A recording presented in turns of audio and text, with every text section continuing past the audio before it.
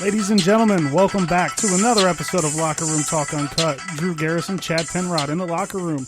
Today we're going to talk about the breaking news out of Cincinnati related to Andy Dalton. We're going to get into a preview of UFC 249, talk about some of the biggest winners, biggest losers of the draft, and recap how our teams drafted, the Bengals and the Browns. And at the end of the show, we'll get to some questions from our listeners. I'm ready to go. Chad, what about you? Hey, I'm feeling good, man. Let's get the party started. All right, well, let's start with the biggest news I think that broke today. Andy Dalton, after 9 seasons in Cincinnati, has been released. Now a free agent, free to sign with any team that he chooses. I know you got a pretty intense take on this. You were going back and forth on Twitter today.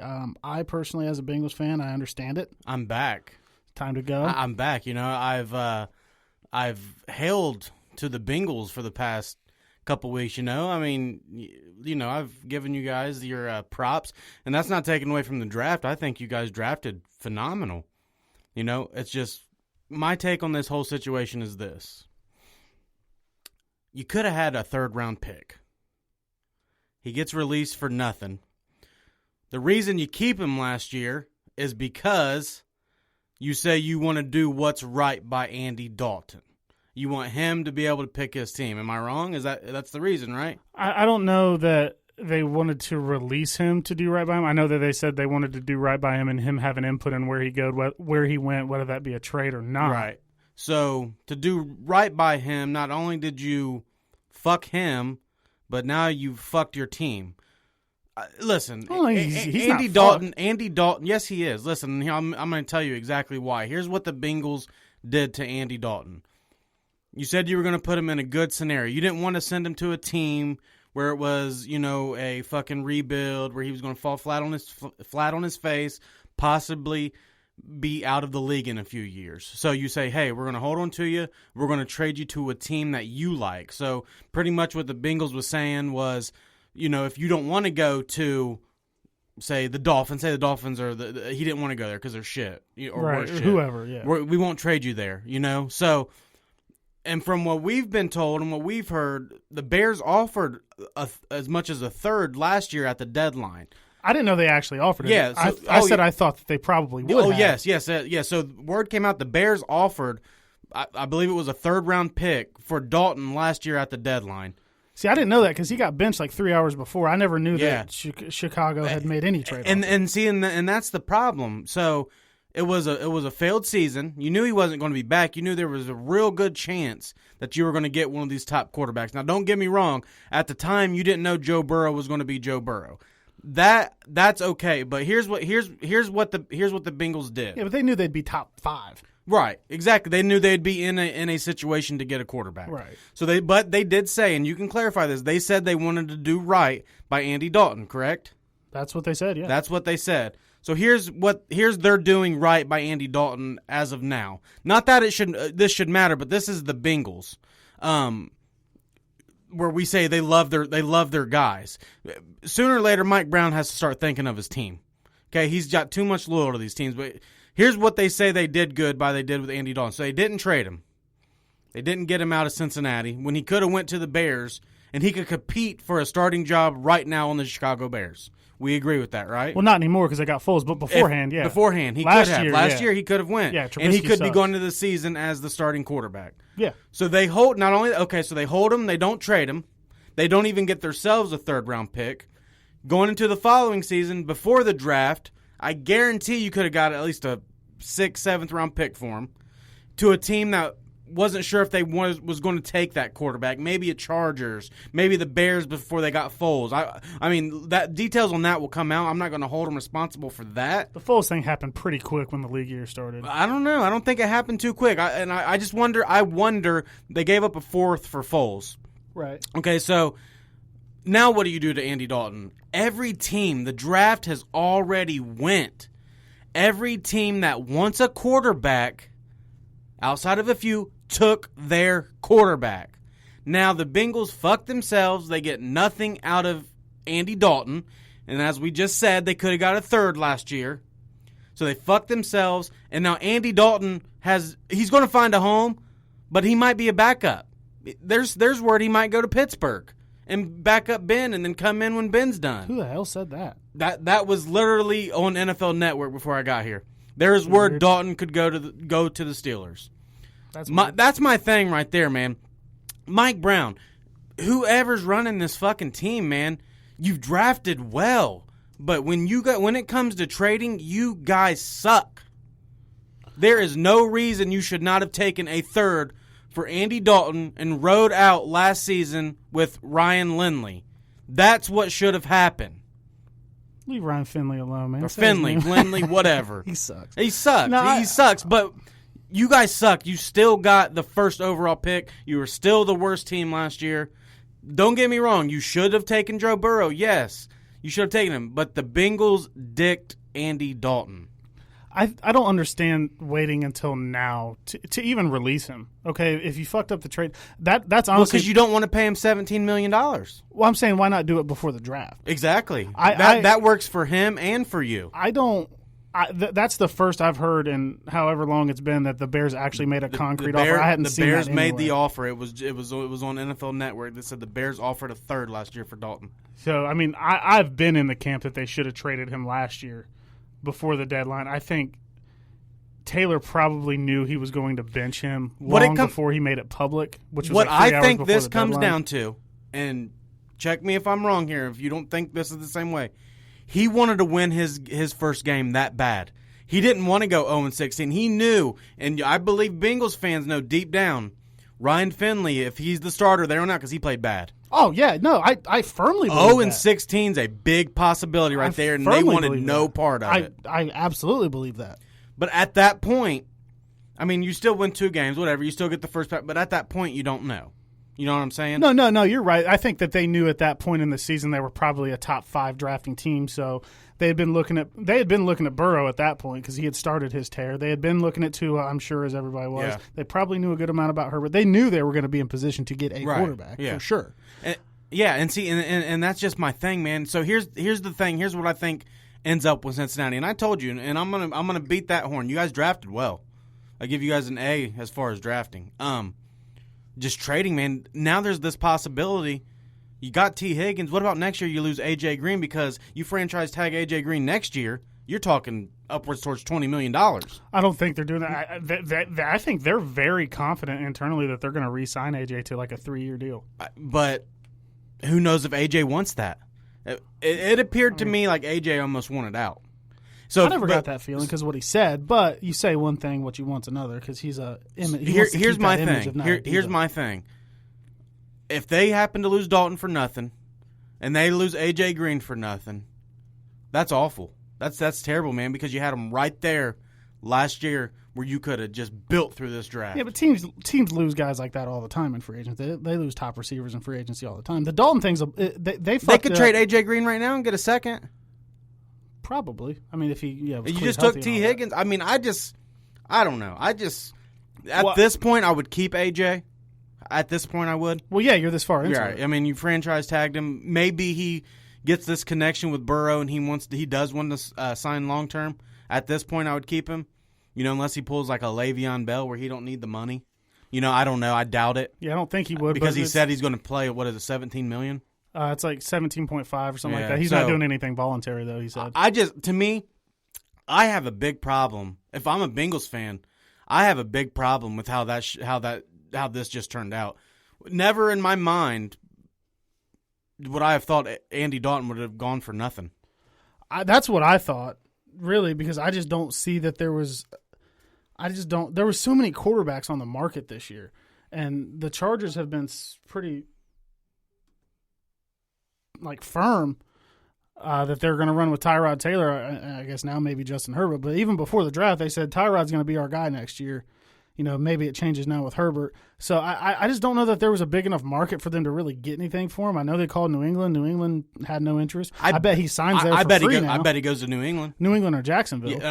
Yeah, I'm with you. I think those are the two teams. But I don't think Belichick has given up anything Exactly. I bet you this just plays right out into Belichick's hands. Absolutely. Because, listen, I've said numerous times that Andy Dalton, I've told you to your face, to Bengals face, he's just not the guy.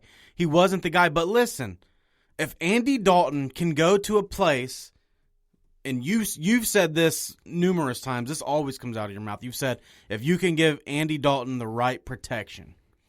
So if you can go to New England and get that protection, maybe get him a few playmakers, he's a serviceable quarterback. He's average. I mean, his best year I think was 2015 before he got hurt. But yeah, what Andy Dalton needs is phenomenal protection, which New England didn't give Brady last year. But he needs great protection. He needs 3 to 4 solid weapons like the A.J. Green. Mohamed Sanu had a good year. Marvin Jones was healthy that year. Tyler Eifert stayed pretty healthy that year for the most part, I think. And a good running game that they had before Jeremy Hill turned into a fucking idiot. If you ever hear this, Jeremy, I fucking hate you. And I'm not going to sit here and go on record and say Andy Dalton's going to, and I've seen it numerous times, dude. I've seen it from, oh my God, there's this guy on Facebook. I seen him and he said, I guarantee Andy Dalton wins a Super Bowl with the Patriots. Like, dude, come on. No, I don't guarantee that at all because he's had rosters better than what the way the roster sits today. If he walks into New England, he's had 2 or 3 maybe better rosters in Cincinnati than that, and he didn't win with them. Oh, by God, he's right. If he would stay in, say they didn't go after Burrow, Cincinnati's a better spot right now than the Patriots. They don't have anything. Yeah, I mean, they're excited about Marquise Lee. We're talking A.J. Green and Tyler Boyd and now T. Higgins and John Ross. Joe Mixon's there. Yeah, we're talking about some talent there for Burrow. But let's not act like Andy Dalton's never had that kind of talent. Oh, he's had plenty of talent. He was there in the Whitworth-Zeitler days. Right, where he had a line and he had weapons. And Jeremy Hill was running. You know, he had that one real good season and another decent season. He's had plenty of help. And I'm about 3 years removed from being a very hardcore Andy Dalton defender. I really, really tried to defend him for a long time. It's your team. You can't help to do it. Now, there are a few of those playoff games where the defense gave up fucking 600 yards and it was just terrible. So a lot of that, I think, it attributes a lot to Marvin Lewis not having his team up and ready for those games. And we went to the playoff game against the Chargers in 2013 in the snow, and he just was fumbling the ball when he was diving, and it was just bad. And then you had, the one playoff game. There's 2 playoff games I really give him a pass. His rookie year, because he's a rookie.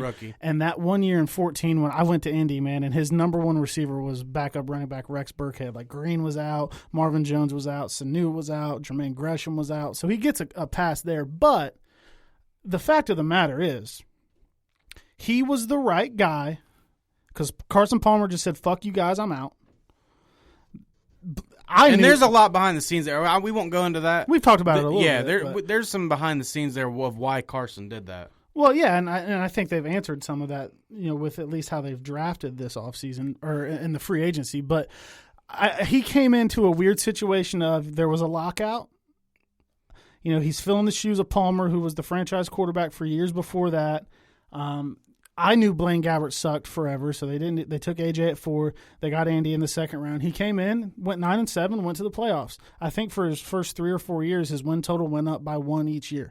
That's cool. He did a good enough job. He's a game manager, an average guy. He doesn't have any elite talent. He doesn't have the elite touch. He doesn't have the elite arm. He doesn't have the elite pre-snap reads. He doesn't have the elite pocket presence. But I've wanted him gone, and I've probably said shit about him on like Facebook or Twitter in the moment during a game when he did something stupid. But I'm not mad at Andy Dalton. I'm just, they waited too long to move on. But it's like, okay, it was time. And if he goes to New England and does well, I'll be happy for him. I'll root for him pretty much wherever he goes, unless it's to Pittsburgh. Just because, he's been a great dude in the locker room, a great dude in the city. His foundation with him and his wife has done wonders for people down there. Paid people's medical bills, this, that, and the other. They're great people. He seems like a real good dad. He's a pretty Christian dude, so he seems to be on the straight and narrow. So there's nothing to be mad at him for, I guess. Now, no, time was just up. It's like with time's been up for probably it's 2 the same years. thing with Marvin, man. Like times he was. I said a lot about Marvin. Yeah, the thing about me with Andy Dalton, and I was talking with a guy earlier, actually on the radio, and we were talking, and he brought up, would you take him over Jimmy Garoppolo? And he was like, I would take Jimmy. That's a good question. He said I would take Andy Dalton over Jimmy Garoppolo, dude. And it almost froze me because I don't think that's even close. And for the reason we love Tom Brady, the biggest moments, the primetime games, when the lights are on, the playoffs, Andy Dalton disappears. Yeah. Dude, that 2014 Thursday night game against the Browns we went to, his passer rating was like 2. Yeah. One of the worst things I've ever seen. I was ready to leave in like the third quarter, but I didn't have the car keys. It was cold as fuck. Yeah, and that's just what it is, man. He's a guy that he's proven to get you there, but he's not going to get you past there. And right. And there's a certain guy that has been really, really down on my Facebook. Gordon, I hope you hear this, buddy. Saying Burrow's, not good. He had a 1 year, blah, blah, blah, blah, blah. For better or for worse, whether Dalton or Burrow comes in better or worse than Dalton, it was time to do something else. Oh, absolutely. It was time to do something. Time was up, man. And not to shit on the Browns, but I'm not a guy to cycle through your quarterback every year or two because it didn't work. But I mean, we got 9 years on this guy. I think I think Andy Dalton did enough to not make you want a quarterback, but also want a quarterback at the same time. Yeah, having He's Andy Dalton average. If I was to rank Andy Dalton right now, he would be somewhere between like 16 to 19 probably in my best quarterbacks, which there's 32 NFL teams. So, maybe, I mean, that's with that just off the top of my head.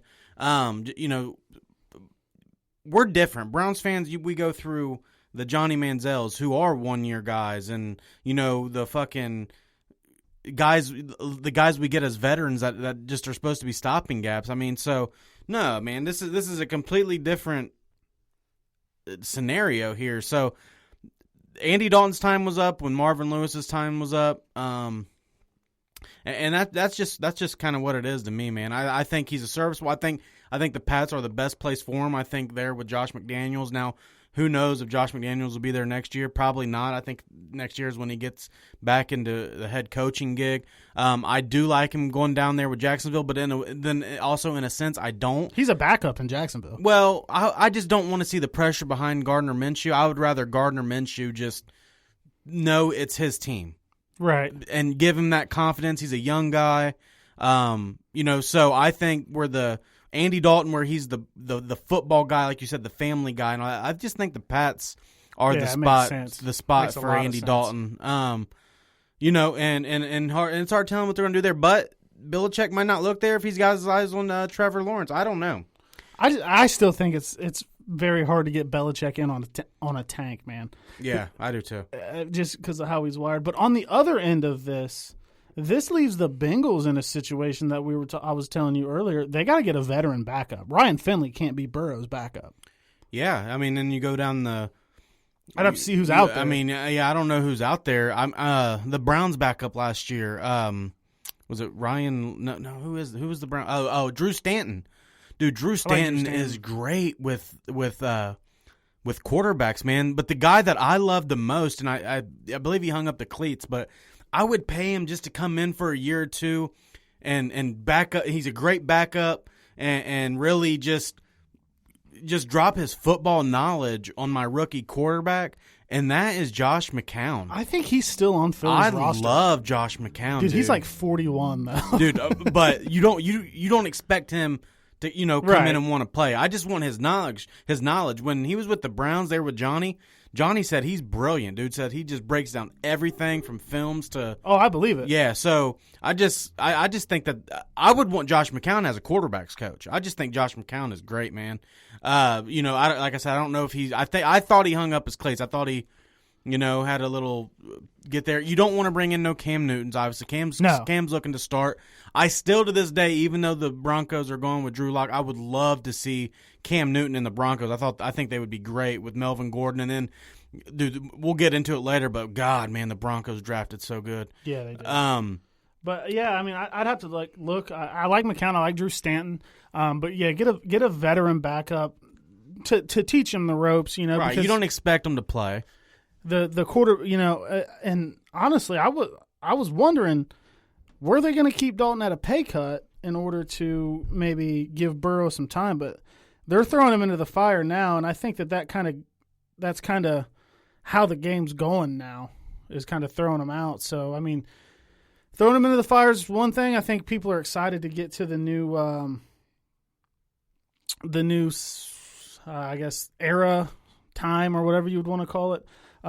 So, and they better protect him. We'll get into that a little bit more in the draft breakdown when we kind of talk a little bit more specifically about our teams. But let's transition a little bit into kind of a draft recap and get into maybe the biggest winners and losers. You kind of precluded to somebody that you were going to talk about. But, man, one of my biggest winners, looking at the picks, Dallas. Wow. You want to talk about steals the entire draft. Man. And, the funny thing about that is we wondered what Jerry Jones would be doing with sitting in a room all by himself. He had, like, the Russian hookers. They were just off the screen. I know it. But, man, CeeDee Lamb at 17, I think he's going to be great. Trayvon Diggs on the second at pick 51. And then the one that really set it over the top for me, man, Neville Gallimore from Oklahoma, round 3, pick 82. Yeah, so just to kind of hit off of that, I mean, round 1, you're sitting there, and you're at 17, and in my opinion, I think in your opinion too, the best wide receiver in the draft is sitting there, and you want to talk about an absolute game changer, dude. CeeDee Lamb just falls right into Dallas's lap, and Jerry can't help himself. Dude, we were watching it. And if you watched our live draft coverage, thank you to anybody that did, by the way. We were saying that, man. Jerry was sitting there and that shiny toy was in front of him. Yeah, and you can't blame him. I mean, you have to wonder if maybe he's wondering about paying Amari Cooper now. Or, maybe he's not. Maybe he's like, damn, now I got 2 wide receivers. The only thing that worries me about that is Michael Gallup is really good with Dak. He stretches the field for him. But I mean, not to say you don't want to take the best players. And another thing with CeeDee Lamb, I just seen that he chose number 88. He's going to wear Michael Irvin and Des Bryant's number, and 88's been big in Dallas for years. He wanted 10, but for some reason couldn't get it. So 88, that is a big deal in Dallas. Yeah. So, but here's what gets me. And word came out a few days ago, and this is what just put their draft over the top for me. As you said, that Trayvon Diggs, the cornerback from Alabama, is still in the clock at 51. And Jerry Jones, they say Jerry Jones had a moment because he wasn't sure. It was between Trayvon Diggs and another guy. And I'm sitting there, it made me wonder, who's the other guy? Yeah. Well, the other guy is Neville Gallimore, the defensive tackle from Oklahoma. Oh, so wow. Jerry's sitting there choosing, do I want Diggs or Gallimore here at 51? And he takes Diggs. 31 picks later, he picks up his guy, Gallimore. Holy shit. And there was 4 or 5 defensive tackles in the draft that you wanted, and Gallimore was one. And then you combine that with, the cornerback out of Alabama, Trayvon Diggs, and man, the Cowboys just fucking murdered this draft, dude. I think Jerry was probably real fucked up on scotch. Like Gallimore still there? Somebody had to have been sending in picks for him. Oh, dude, for sure. He was off. He wasn't doing that shit by himself. Jerry just likes that shine. But he was just like, Gallimore still there? Yeah, man. My knock on them though is I still think Dak Prescott sucks. Yeah, no, I'm not giving Dak Prescott $20 million. I mean, now, hey, cut him. We'll give you Andy. Well, you don't have to give him shit. They can just sign him. Oh yeah, fuck. I've been saying that for too long. Yeah, I think Dallas just demolished the draft, man. A+ to Dallas. And me and you and and Austin and a couple of us that talk every day, we like to we listen to a lot of Pro Football Focus, and the reason we listen to Pro Football Focus is Pro Football Focus breaks down every play from every player, and then they grade them. And they're real knowledgeable guys, and I just tend to agree with everything that they say.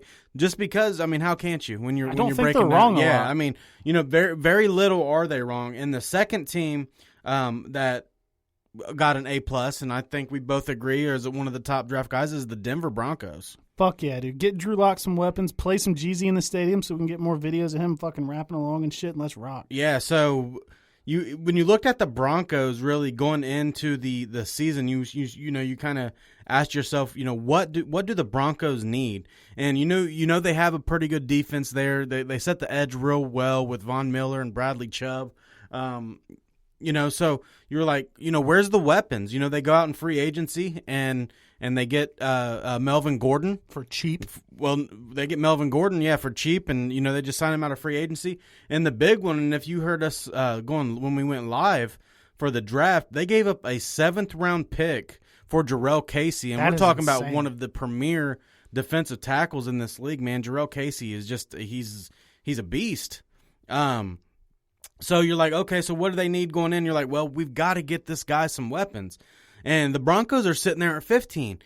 Right in their laps falls Jerry Jeudy. Damn. The other you had CeeDee Lamb and Jerry Jeudy in the draft to where you were like, these are the top 2 backs. And it was so close. Right. Well, and then the Raiders above them take Henry Ruggs, and we'll get into that later. So Jerry Jeudy, the wide receiver out of Alabama, man, he's sitting right there at the 15th pick, and they take him. And then their next pick at 46, one of the better receivers in this draft, and this, as we've stated, this was a deep wide receiver draft class. Very deep. KJ Hamler out of Penn State, just he kind of reminds me of the Jordy Nelson / Adam Thielen type receiver. That obviously, the white receiver that can go get the ball and route run and all that. KJ Hamler. I mean, so you just a great draft, man. A great draft by the Broncos, and they just really nailed it. So I loved everything the Cowboys did. Loved everything the Broncos did. And it was just great. And then obviously the third team on there that we and they gave an A+ to is the Arizona Cardinals. Man, just great draft, and for not having a 2nd round pick, they get an A+. Their 2nd round pick's DeAndre Hopkins. Yeah, exactly. Their 2nd round pick's DeAndre Hopkins. So you knew you had to give Kyler some help. Now, is Kyler going to be the guy? We'll see. We know what happens to quarterbacks their sophomore year. So I mean, that's the thing. But anyway, you're sitting there at 8. And we preached during the draft when we were live about how great of a linebacker Isaiah Simmons was. And when you think of the Cardinals, you think of linebackers and you think of safeties. And what do? They take the guy that can play linebacker and safety and slot wherever corner. else you want to play him, edge. And they take Isaiah Simmons. And the other thing there, you're wondering there at 8, you wondered if they were going to take a linebacker because they needed to protect Kyler in a division with Seattle and a division with the 49ers. Yeah, man, but how do you pass on a guy like Simmons? We were watching the draft, and you and Austin were like, oh, man, he's going to fall to us, and he's coming to 10. And I believe if he would have been there, the Browns would have picked him at 10. Absolutely. So we're sitting there wondering, you got to protect him. Well, they wait all the way to the 3rd round, pick 72, and get Josh Jones out of Houston. We were pounding the table all day on that 2nd day, man. Just like we were saying, Ezra Cleveland, Josh Jones, Ezra Cleveland. Just these are 2 big tackles left. Like, go get them, And they went and got Josh Jones and paired him with Isaiah Simmons, man. And you can't help but just say they did what they needed to do on top of DeAndre Hopkins. Yeah, Jones is raw, but lots of potential there. So getting him in the 3rd is solid. I mean, even if he doesn't really pan out, it's pretty low risk for a guy that I think has a high upside. Simmons is he is everything that we've said he is before the draft. Phenomenal job by them too. So I'm pretty pleased with all this. I think a lot of teams drafted really well this year. Though, this draft was so deep. There was a very few bad teams, and we'll hit in that. So Pro Football Focus, as you know, like we've been hitting on here. So the very last team that they gave the Cardinals an A+, the very last team that they gave an A+ to was my Cleveland Browns, and it's being overlooked. The Browns draft is being overlooked a lot. I'm ecstatic with this draft, man. You ain't had a left tackle since Joe Thomas.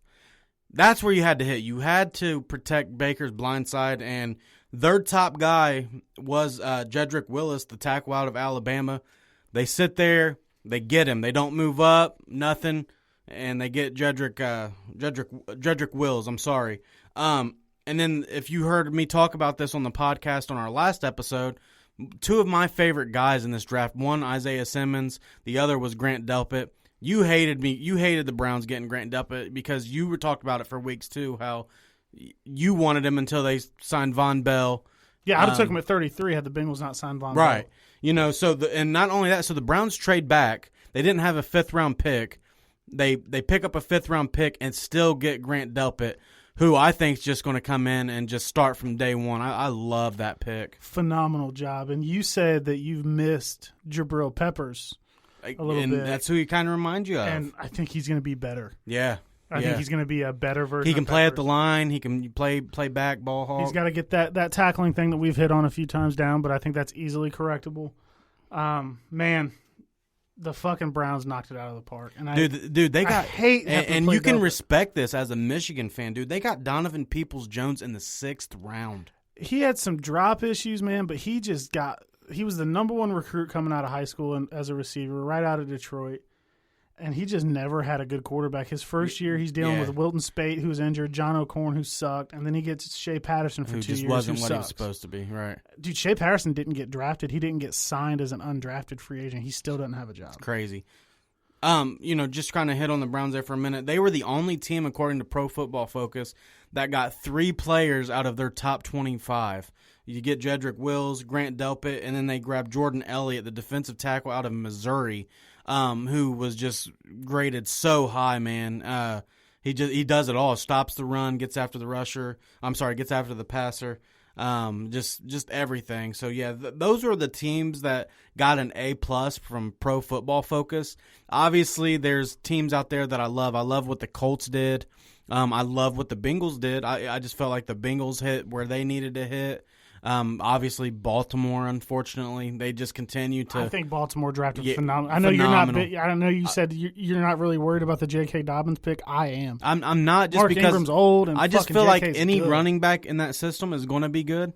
Just because I don't think Mark Ingram's all that good. I think J.K.'s a different animal, though, dude. I said that leading. And he up to could the be. draft. No, I don't think get me wrong. He's easily the best in the draft. Oh, I still. think he's the best running back in the draft. Although I think Jonathan Taylor could do the Colts big things for the Colts. The Colts did well too. They got Pittman and Taylor.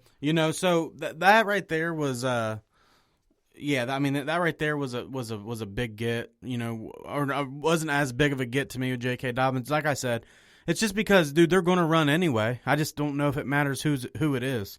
And not only that, they do running back by committee. There's a lot of running backs that's in and out there. So that was my only thinking behind it. But there was a number of great teams. Let's get to the teams that didn't hit. Who's your number 1 team? You're just like, what in the fuck?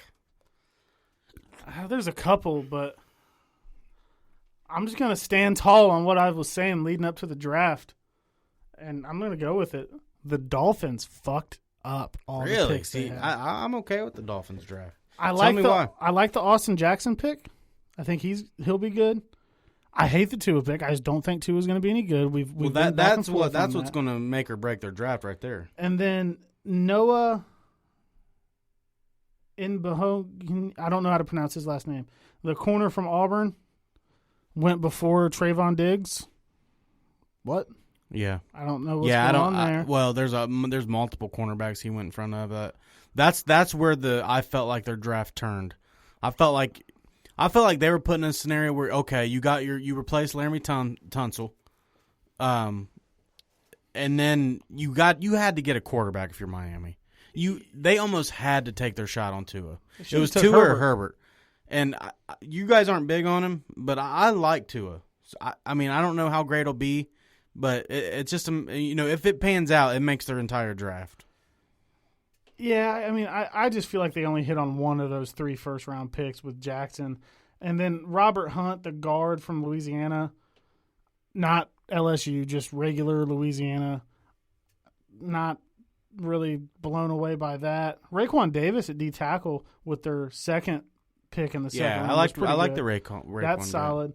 And then you get to, the Brandon Jones, the safety from Texas, and then, the guys on the bottom end that are going to be fighting for a roster spot. I just felt like they had so much draft capital to move up and get, the better offensive lineman or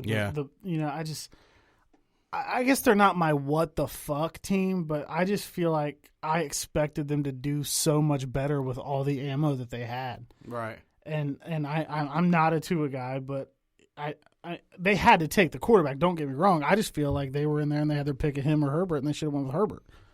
Yeah, because the Chargers are another team that did damn well. Yeah, I like the Chargers. They started out great and they went lower. So the team that I think just absolutely blew the draft, dude, just fucking missed at every aspect. The team that I gave the worst grade on is the Green Bay Packers. Oh, my God. You made it to the NFC Championship last year, and what killed you, you could not help Aaron Rodgers, whether that was either blocking for him, and I know that's a hell of a defensive line to block, but he had no weapons. I mean, you have Aaron Jones, but he's in the backfield, and you have Devontae Adams. And with their first pick, they take Jordan fucking Love. When you have Aaron Rodgers another however many years, you just extended him. And then in the second, yeah, he should be. And then in the second round, you take a running back.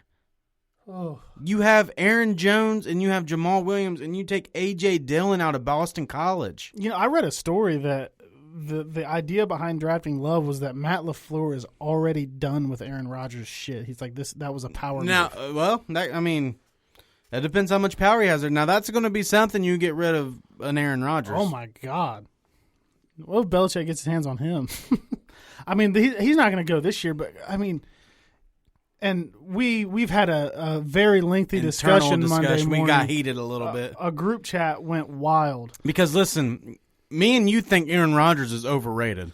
And I think in the discussion, overhyped might be the better word. Yeah, once our good buddy Tim Combs. Tim hit the nail on the head. Yeah, when he said overhyped. And what we mean by that is, don't get me wrong, he might be the most skilled quarterback we've ever seen. Before I saw Patrick Mahomes, I had never seen a more talented quarterback throw a football than Aaron Rodgers.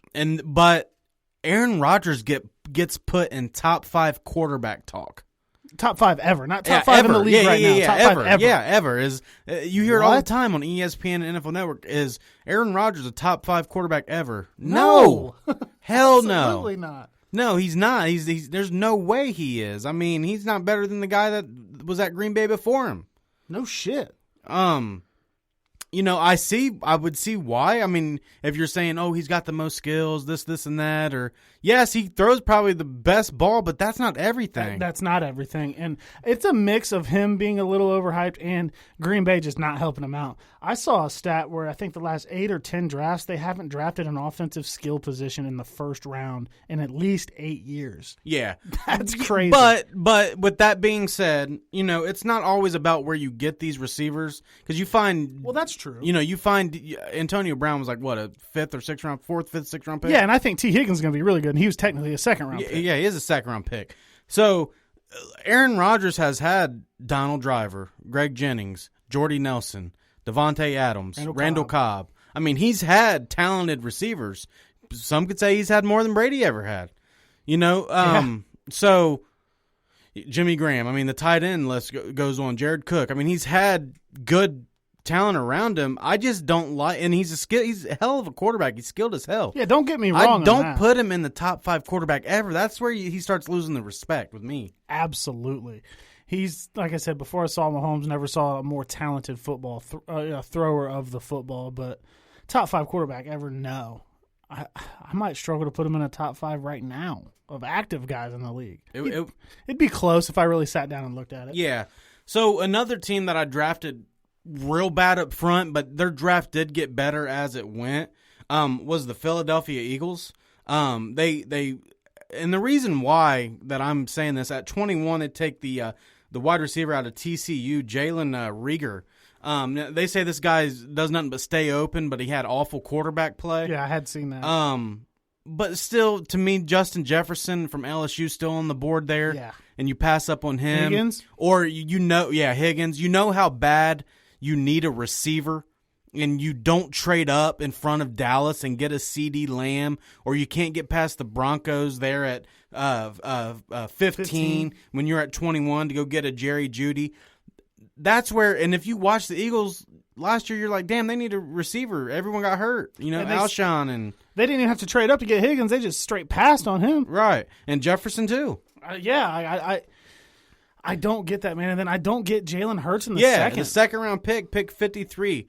the quarterback out of Oklahoma. You just extended Carson Wentz. I saw something that said that they plan on using Jalen Hurts like a straight running back. It won't work. No, definitely that'll won't never. work. He's too little. He wants to be a quarterback anyway. Yeah, and don't get me wrong. I said that he sucked as a quarterback, as a pro prospect, and I still believe that. But there was, they could have.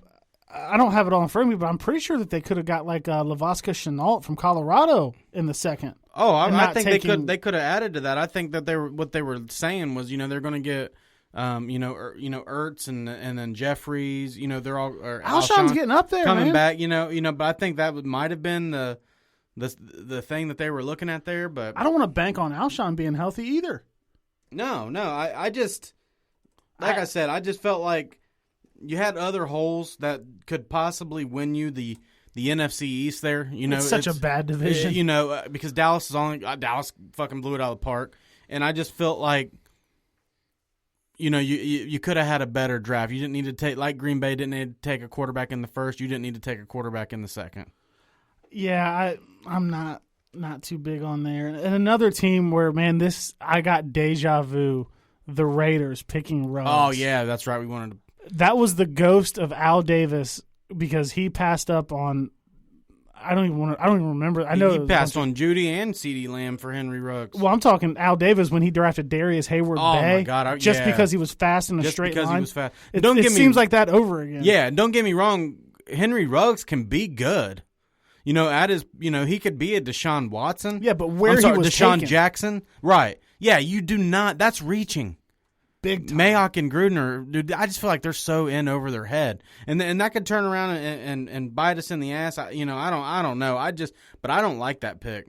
Not at all. It was the ghost of Al Davis, man. That's all it reminded me of was the Darius Hayward Bay pick, and I think he had his best years as like a third receiver in Pittsburgh. Yeah, and then in the second round they get Ohio State's cornerback Damian Arnett, who honestly, from a Buckeye fan, that was a bit of a reach too. Yeah, he's all right. He was the worst of the two. Obviously, he's not Jeff Okudah, in my opinion. But when you talk to Gruden, he said when you looked at the tape of Jeff Okudah, you couldn't help but look on the other side. But that's probably because the ball was going over there for a reason. Yeah, they were going away from Okudah. So yeah, you see more plays made where the ball goes. If you have a corner that nobody's throwing at, that's a good thing. Yeah, and so when Gruden comes in, you lose the Khalil Mack trade easily. Yeah. You lose Khalil Mack trade. I don't care if you had to pay the guy. And then I just thought you reached for this in this draft, and man, I bet Derek Carr was just biting his thumbs, man, sitting there with CeeDee Lamb and Jerry Jeudy on the board, because that would have been incredible. Yeah, I don't know if Ruggs fits with Carr that well as much as like a Jeudy or a Lamb would have just on route running. So. Yeah, I mean those are my three worst graded, three worst graded teams there. And a shout out, and anybody that watched the draft, a lot of fan love for our buddy Troy. That was in the back on the couch when we did the live first round of the draft. We watched the second round together, and he was pretty upset with how the Rams were doing things too. So, yeah, he was a little mad. I don't know too much about how all that went down or what their needs were that far down because they didn't really have a first round pick. But our good buddy Troy was pretty upset with that too. So let's keep it here on the draft real quick on touching our teams. What do you think about the Bengals? I think. And you said no more Mr. Nice Guy earlier, but I think you ranked the Bengals draft a little better than mine because I had an A-. Yeah, I had an A. I had an A as a draft. So a little bit higher. Obviously, I've been screaming from the rooftops to get Burrow since September, so couldn't be happier with that. Higgins in the second I think is awesome. They had a lot of ways that they could have gone. They're not drafting a tackle, so I think Higgins is going to be good because I think that the plan there is Higgins on one side, AJ on the other, Boyd in the slot, and John Ross in Mexico or something. He's not coming back. I mean, you're running a lot of four wide with that line. I mean, that's no tight end help. Well, I think that they're going to keep the tight end help. I'm saying three with Boyd in the slot, AJ outside, Green on the other side. They need to keep a tight end in, but Burrow loves to run those four wide, so I don't know if they're going to try to translate that to him or not. But I love that. The third round pick, I had to do a little bit of research on Logan Wilson. If you watched our second round coverage, I was more looking for Zach Bond there. But after looking at it, Zach Bond's more of a rusher. Yeah. Not necessarily what the Bengals needed. The Bengals have needed cover linebackers for quite some time now. Very good coverage grades from PFF on Wilson. I don't have them in front of me. I'll see if I can look them up.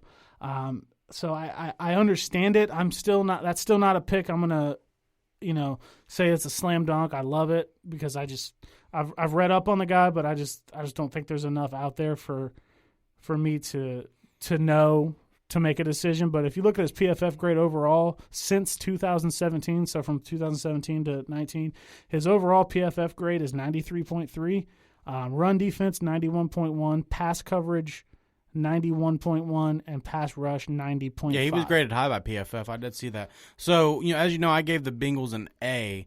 What kept me from giving them an A+ was what has kind of stopped me from really loving what they do in the past, and they didn't get aggressive. Like they said they were going to do. We kept pounding the table. I think they meant that for free agency. Well, yeah, but it's even in the draft. You got to, and let me explain what I'm talking about here. When you draft in the first round, and this is for the listeners that don't know, you get a 5th-year option. You've seen it assigned to people like Myles Garrett this year, and some other really good players. So you can keep those really good players for an extra year, as to where if you sign a second-round pick of the draft, you only get them for 4 years, and then they become a free agent. So you get that extra year in the first round, and the guy that the Bengals were huge on, and this actually came out.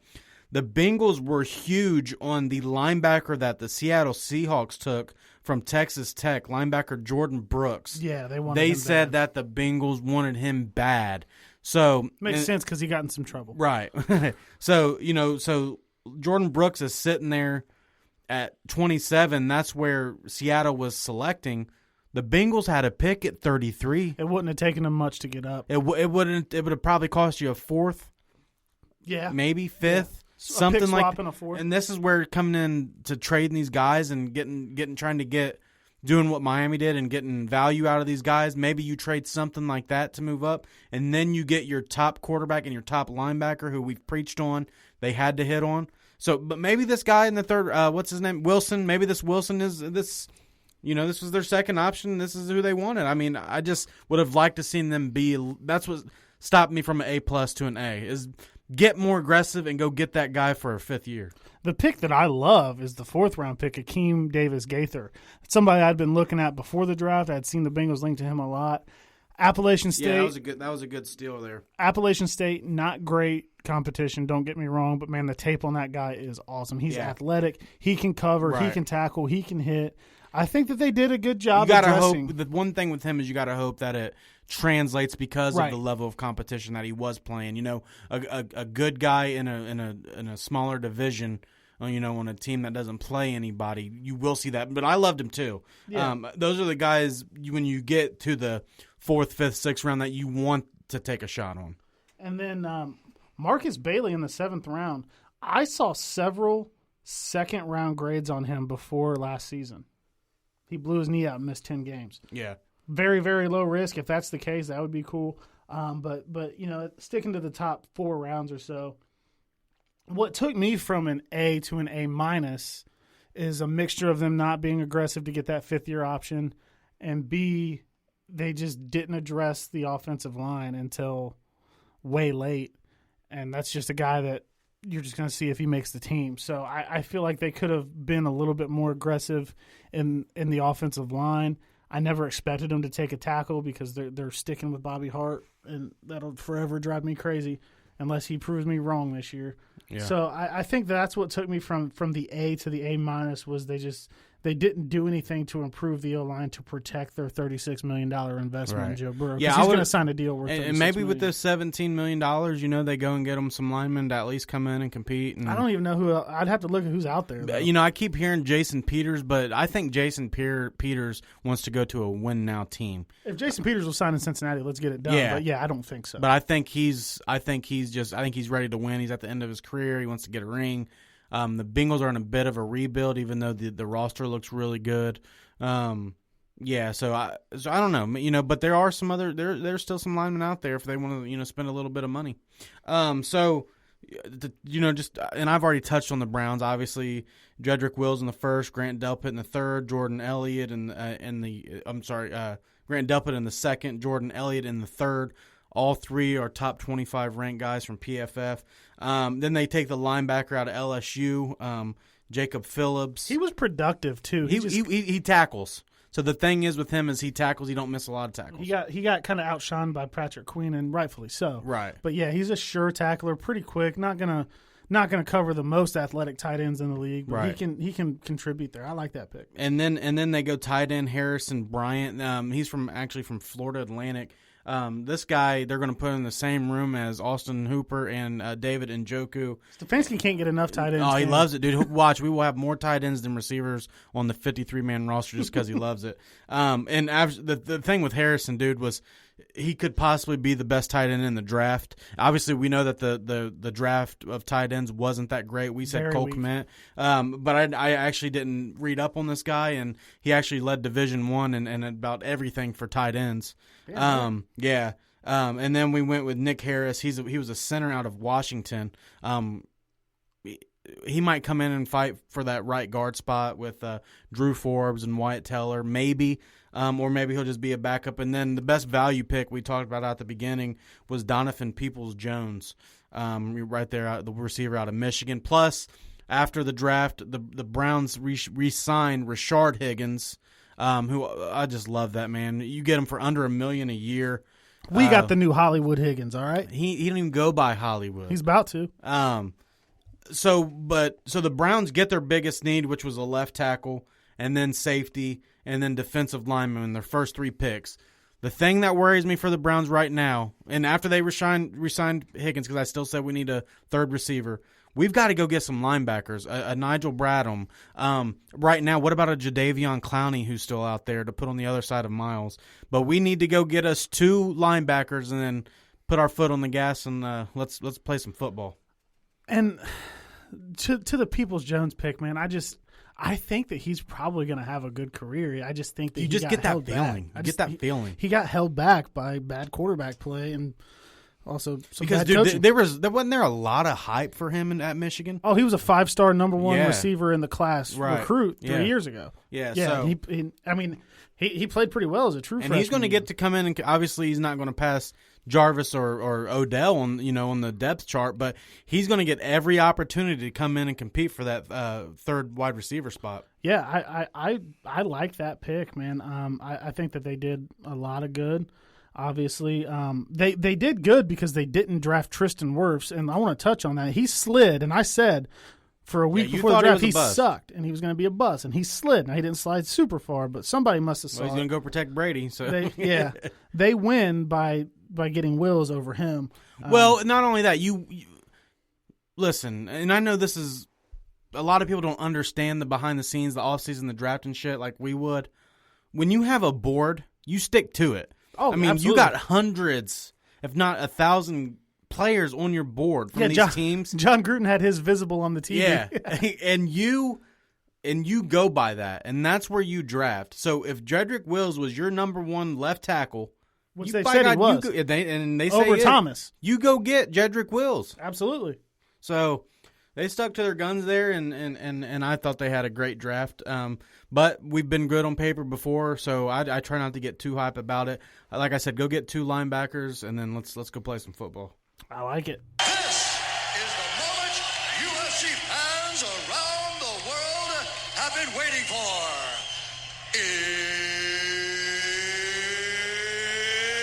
It's time! You heard the man, Chad. May 9th. Yes, sir. It's back. UFC is back. Live sporting event is back. UFC 249, a fucking stacked card. I'm talking prelims are good, stacked. Loaded. Run through that card. Just headlined by Tony Ferguson versus Justin Gaethje. And, obviously we were down a little bit about that because we wanted Tony and Khabib. But the more and more you look at this, man, I didn't realize how big of a badass Justin Gaethje is, man. And the way Tony comes forward, dude, Justin Gaethje might be able to catch Tony and put him to sleep. Just knock him out. Yeah. And Dana got me because I was reading up on it too, and he said Ferguson versus Gaethje will be one of the most violent fights you'll ever see. I can guarantee that. There will be bloodshed. There will be bloodshed. You can put money on it. And the winner of that's going to fight Khabib for the title. Yeah, unless Conor has something to say. I don't know how that's going to go. That's what Dana said. Dana said they're two of the best in the world, and the winner will fight Khabib for the title. Khabib will be back in September or October. Yeah. And then also on that card is the bantamweight title bout. Henry Cejudo, who has been a fucking straight badass, Mauler, most recently beating the shit out of T.J. Dillashaw, is going to fight a weird fighting Dominic Cruz. And I think this is going to be Cejudo's toughest challenge yet. Dominic Cruz is no slouch, man. He's got a weird kind of fighting stance. He moves a lot. It's hard to catch him. But with these little guys, man, Henry Cejudo's been able to knock out guys like Mighty Mouse and T.J. Dillashaw. So that is going to be a hell of a fight too. The one that I'm really looking forward to Tony and Gaethje now. But the next one is a heavyweight bout between Francis Ngannou and Rosenstreich. I think that's how you say his name. Dude, these dudes are going to throw fucking bombs, dude. I'm talking two bad motherfuckers swinging with everything they have, trying to knock the other one's head off. Like, when I tell you, when we're together to watch this fight, it could easily be fight of the card. This right here could end quick. Dude, just heavy hands, two dudes giving everything. They're going to be so gassed by like the third round. Yeah, and then also, so to start that card out is going to be Greg Hardy versus Johan De Castro. Former NFL player. Yeah, Greg Hardy, the old Dallas Cowboy. This is going to be just like Ngannou and Rosenstreich, man. Bombs. I mean, bombs are going to be thrown. The only thing that could go wrong here with this is if this gets into the later rounds and they're going, these two big boys are going to be wore out. Greg Hardy's a fucking lunatic, dude. Oh, dude, Greg Hardy is something serious. It makes me wonder about him, So, but something's wrong with him. on ESPN and ESPN Plus, this is going to be free. They are giving us Anthony Pettis versus Donald Cowboy Cerrone. Just two warriors, man. I mean, I know it doesn't look like a whole lot there with, Cowboy, but him coming back, after that embarrassing loss to Conor to fight a really good Anthony Pettis who likes to get hit. Both these guys don't care to get hit. This is going to be a good fight, man. I can't wait to watch that one. Like That'll I said, be free. UFC made that one free. Also on that card is Uriah Hall. I'm real tough with this guy's name, Ronaldo Soheza, who also is a banger. This, like I said, dude, this whole card is just fucking loaded. And May 9th, I cannot wait. UFC is back. This is great for sports. And then like we've said, after that, Dana every week is going to start giving us fights starting May 9th. So apparently, what he done is I want to say it's somewhere in Florida. It is in Florida. Yeah, so he got a octagon on a beach. There's not going to be any fans or anything, and then he's got hotels rented out for these guys. And the island he's still doing actually for the international. The island is still happening? Oh yeah, it's still happening. Yeah, man, it's going to be kind of weird to watch it, with no fans. I think we saw that fight night, like right when stuff started first shutting down, mid-March there was one. I was kind of glancing in and out of it. Wasn't anything I was too big. This is going to be weird, man. On a beach, and you can hear the ocean and shit. Yeah, I don't know how. I don't know if it's a building on the beach, or I don't know exactly how it is. I would imagine it's got to be inside. Yeah, you can't really chance that to weather. Yeah, I'm excited though, man. I'm just so happy that here. I mean, May's tomorrow, right? Yeah, tomorrow's May 1st. Tomorrow's May 1st, so, that's just going to be 9 days away. So I can't wait. This is what we need. It's what everyone needs. Dana is determined to be the first sport back, and it looks like this is going to go through. It don't look like Disney or ESPN's going to get in the way. And no, ESPN's promoting this one. Yeah, now. yeah. Dana, kind of the last time Dana's like, we're doing it, and ESPN's like, wait. Right. No, ESPN's like in. Because the Florida State Boxing Commission okayed it, said that they're going to have also, obviously protocols for health and safety to ensure the safety and well-being of all individuals. So that's probably from the camera crew to the fighters, the lowest guy in the, no offense on the totem pole to the fighters. So I think that they're probably, I trust Dana and ESPN enough to think, I think they're going to do something probably pretty cool and special with the broadcast. Yeah. With no fans there, maybe getting some different angles. I mean, he loaded up the damn card for us, man. It don't he did. get a whole lot better than this. I mean, if it was Tony and Khabib, it would, it would obviously be still badass. But I'm telling you, dude, Gaethje's no slouch, and he's got probably the hardest hands, maybe outside of Conor in that division.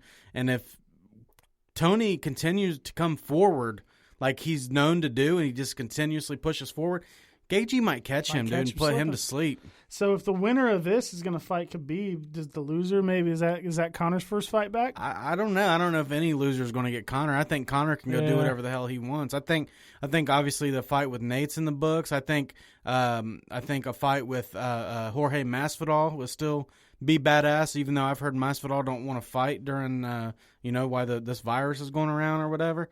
But I think it's going to be he's going to start loading up these cards and UFC, and these guys are ready to make some money, so I don't think they give a shit.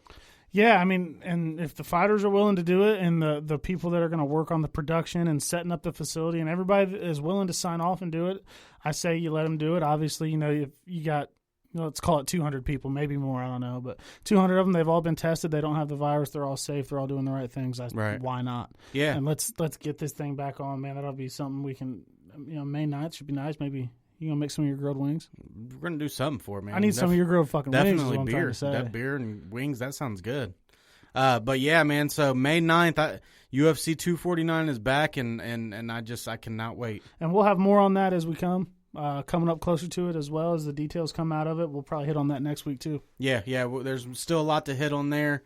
Just wanted to, for the ones that didn't know, like I said, UFC's back May 9th. Yeah, so there's that. So kind of wanted to turn to our last topic here, man. And there's a lot being going around, social media or chatting with your friends or whatnot, and kind of wanted to get our listeners' feedback too on this. But the question has come out. Could Michael Jordan play in today's era of basketball? Obviously, with what is it, the last dance? The Last Dance has been really cool. So everybody's loving that. So it brought up the question: could Michael Jordan play in today's NBA? And could LeBron? Could LeBron play in Jordan's era? Drew, what is your quick answer, and then explain on that? I think LeBron, and this is where I go on record as saying I'm not a LeBron follower. He just plays for my team. I think that the way he's built, he probably could have played pretty effectively. Guys were skinnier back then. Guys didn't have that muscle tone. So if we're saying LeBron and his current body in that era, I think that he probably could, and probably could pretty well. I know that there was more defense played there then than now, but man, those guys just didn't have the athleticism that LeBron has, and they hacked the shit out of Jordan back then. Yeah. I mean, you'll see it as they show highlights on the show, or if you just look up some highlights. I mean, he got mugged. Those bad boy Pistons, they fucked him up. But I don't see LeBron having much of an issue there. I think a lot of he doesn't flop as much as he did in Miami. He still does every now and then. Yeah, it was real bad in Miami. It's not nearly as bad anymore. So a lot of the flopping and some of the stuff that does appear kind of soft that he does, I just think wouldn't have been in his mind if he was in that era, because that just the NBA kind of like do what you can get away with. They let it happen. Back then they didn't give a shit. So I think he could have been a bully. And if Jordan's playing today in his prime with how defense is played, he might score 40 a night. Yeah. And if he's playing with the same mentality that he had, hand checking was a little bit more allowed back there. I know that they talk about, he played defense with hand checking a lot. That's out. But man, Jordan's mentality, Jordan's skill in an NBA today where everybody's playing defense like James Harden, I think that they could both effectively play pretty well in each other's eras. Yeah, so my take's the same as yours, dude. I think LeBron would dominate that era. Yeah. And I think Jordan could come up and dominate that this era for reasons why you just said. I don't think that anybody back then would be able to stop LeBron. I think LeBron's too big. And people say, oh, he can't stand getting hacked and all this and that. Listen, they didn't make him like LeBron back then, dude. This dude is 6'8", 6'8", 250 pounds of pure muscle. He runs through people now, and that's the peak athleticism that we see in the NBA. I mean, this dude. I mean, LeBron is fast, dude. And let me just tell you something now. If LeBron's better than Magic Johnson, if you think Magic Johnson could play back then with him, I think LeBron would dominate back there. I wouldn't see. I mean, he would get fouled harder. People would check him if he started doing too much shit. Yeah. You know, there's that. But I think if LeBron backed him down and the way he can hit his shot when he's on, I think would dominate. I mean, I think he could win an MVP and a title back then. And then let's go to Jordan in today's NBA. Like you said, dude, the defense, dude, you can't breathe on him without getting a foul. And you're going to give Jordan that many open jumpers where you're not in his face. Like we said, Jordan's going to score 40 a night. And he didn't even shoot much from three back in the day. But sure. Now he could have. He could have established a shot. Oh, I don't think it was a lack of him having one. That just wasn't what he liked. It's what they if anybody could have developed that shot, I'd give it to Michael Jeffrey Jordan. So yeah, I mean, I think, and if we're talking like prime LeBron, because he came back to Cleveland that second time and slimmed down. Yeah, still a cut up dude. Don't get me wrong, but first go around in Cleveland LeBron or Miami LeBron when he was bigger than he is now and still that fast. I mean, dude, his fucking shoes like melted on the court. You remember that? He was in Miami. Yeah. It left like a fucking skid mark on the court. The dude's a goddamn freight train. Oh, dude, when people say that they don't think he could play back then, I think that's just so insane. And there's always going to be that LeBron versus Michael Jordan talk. A lot of people don't want to say it goes LeBron, Michael.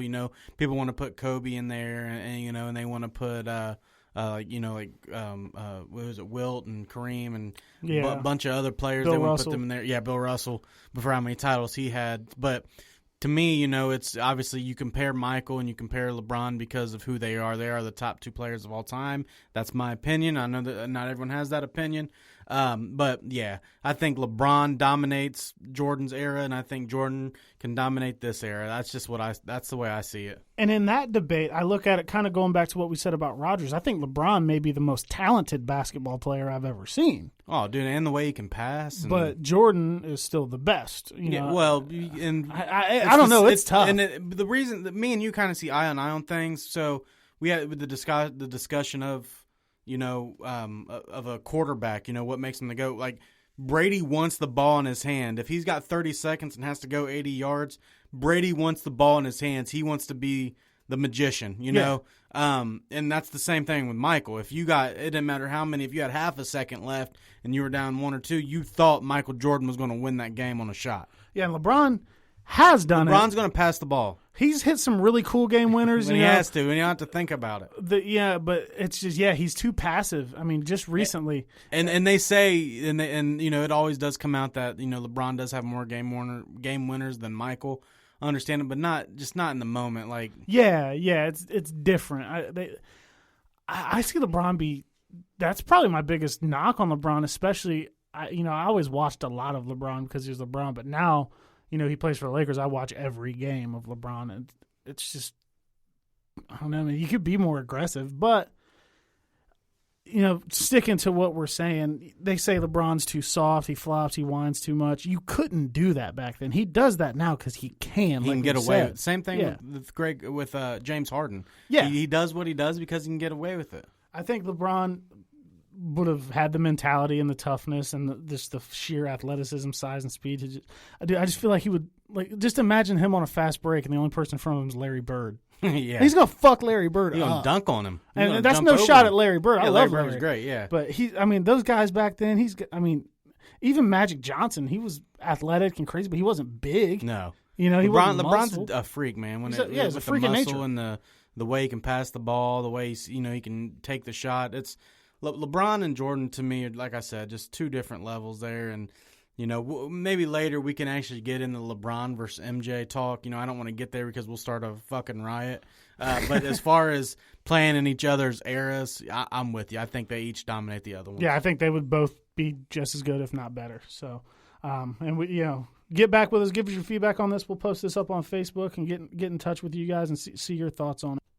Let's go to our fan interaction from our Facebook page here on Tuesday. I posted on here, if someone handed you $1 million right now to bet on the next Super Bowl winner, Who are you betting on? And I just wanted to run through some of the answers that we saw. Yeah. Friend of the podcast, a.k.a. the guy in the back, Troy, said he's surprised not many people at the time were saying Tampa.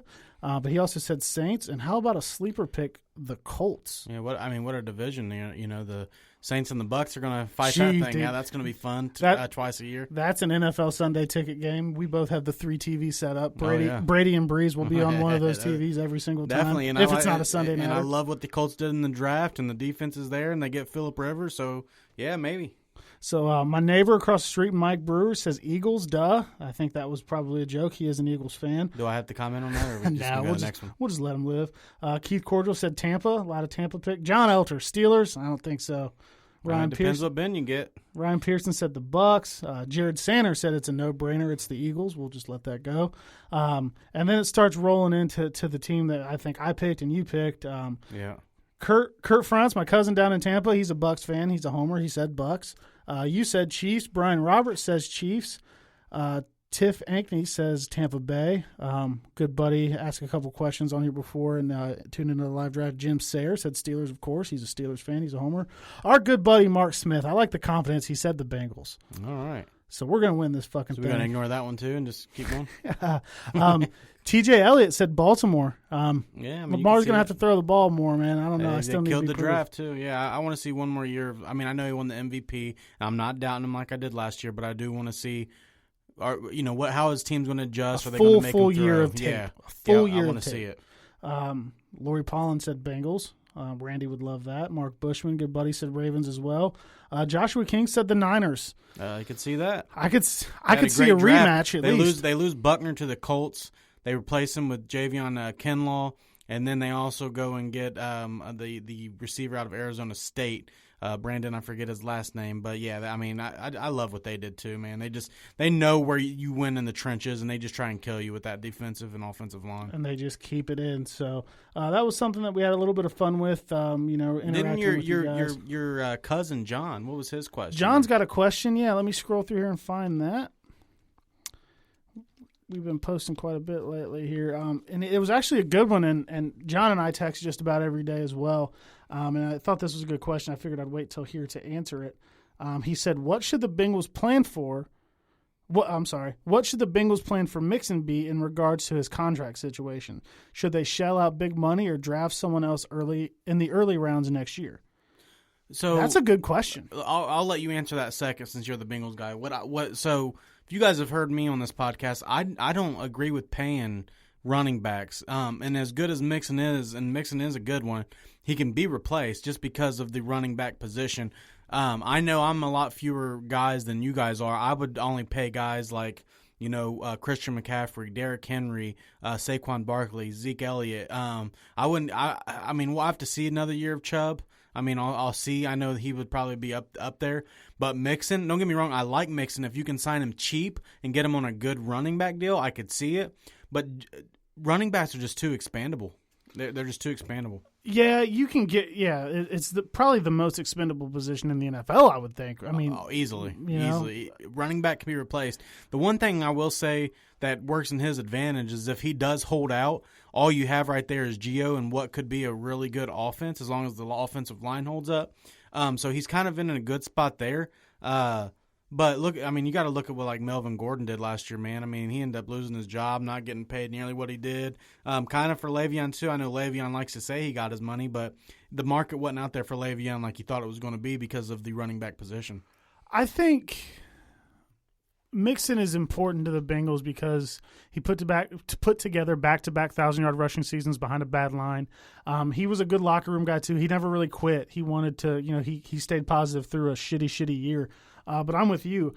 I think he's earned a second contract. But if he wants Christian McCaffrey, Zeke, top-tier money, then no. Then I wouldn't do it either. So a lot of what they're going to do with these running back positions is you're going to load and guarantee a lot of that money up front so you can get out of it. Just because, like I told you, and I don't care who you are, outside of the few I mentioned, every 4 years I would draft a running back, man, and pay him on that rookie contract unless I found a great one, and there's only a couple great ones. And not saying that Mixon isn't good because he's good, but to me he's not great. He's better than Le'Veon Bell. What, Le'Veon with the Steelers or no, Le'Veon? Le'Veon now. Oh, okay. I mean, No, I think he's just as capable as Le'Veon with the Steelers was. He hasn't proven to be that good, but I think he's just as capable. I would personally take Le'Veon over Mixon. Oh, yeah, Le'Veon with the Steelers. If I had to pick, over absolutely. Mixon, but I wouldn't have paid Le'Veon. I mean, that just goes to show you, dude, look what the line does. It depends on how is your offensive line going to hold up. I know Mixon's been a little different, so maybe with a good line, he goes even over the 1,000-yard mark there. I just think with 16, now 17 games that you play in the NFL, getting 1,000 yards isn't all that. If you think about it, that's not even 100 yards a game. No, and I wouldn't be as impressed with that if we had a better line. Now, as bad as that line was, everybody's talked about how bad the line was. That's pretty impressive. Yeah. I think that and I don't know how much this matters, but the Bengals have been very active on social media since the draft, and I would like to shout them out. Their social media department must be getting good. But Mixon's always commenting like positive things on it and talking to other players on the team on the Bengals post. Like, he seems like he still wants to be there. He said last year he wanted to be a Bengal for life. Maybe that's something you just say. You're there. So he doesn't seem like he's too mad at him. But in this new CBA, if he holds out and misses the first day of training camp, he loses a year towards unrestricted free agency. I found that out too. So he's not going to hold out. Yeah, but I mean, then you can do, you got what Le'Veon did and hold out a whole damn year. I mean, obviously, I know he's not getting the money. But I mean, Le'Veon difference. sat out and didn't take $12 to $15 million an entire year. Yeah, but Le'Veon, the way the CBA was set up, then Le'Veon didn't lose that year. You have to be in the league so many years for like Josh Gordon's still not in it. Yeah, I see what you're saying. The question then though becomes is it worth the headache? Antonio Brown, Le'Veon, they're chirping, they're on social media. Oh, for sure. Eventually that hits the locker room. For sure. And sometimes you just want to give the guy what they want. Like, hey, if he don't want to be here, I don't want him here. Yeah, absolutely. It's not like a quarterback position. You can't just go draft a quarterback every year and then he be a hit. Right. You can. So what I would do, even if it's a real good running backs there, a J.K. Dobbins, a Jonathan Taylor, DeAndre Swift, and you do get him early, you can also pair him with a guy that's either undrafted or pick one up in the 7th round. It's easy to get 7th round picks now, and you get these guys, and as long as you have the line, these guys can run behind. Yeah, you can almost plug and play him. I want Mixon back. I like Mixon. He's done very well. He had the issue coming out of college, hasn't had any issues since. I think that the plan should be to sign him on a fair deal that's fair for both parties. Like I said, I think he's a big locker room piece, but always draft a running back. Yeah. Early rounds. And I know it's almost like I know he's cheap, and I just kind of want to keep it on the Bengals here. I know he's cheap, but I just think Gio's so expandable. I think they could lose Gio and not miss him, and just replace him with the undrafted guy that they're going to get. Could. Or, somebody with a backup there.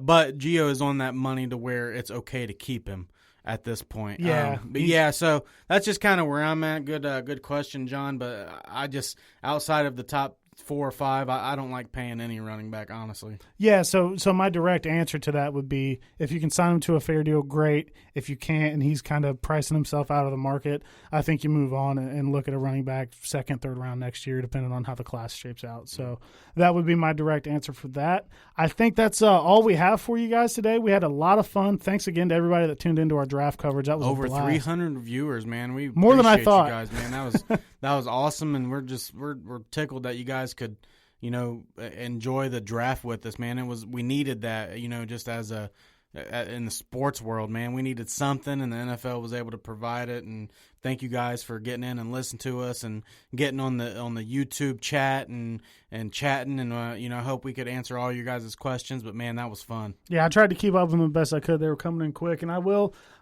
give a shout out to Andy Dalton one more time. His jersey is hanging up here in the locker room. I'm not mad at you, buddy. It was just time to go. Tune in to us next week, Locker Room Talk Uncut.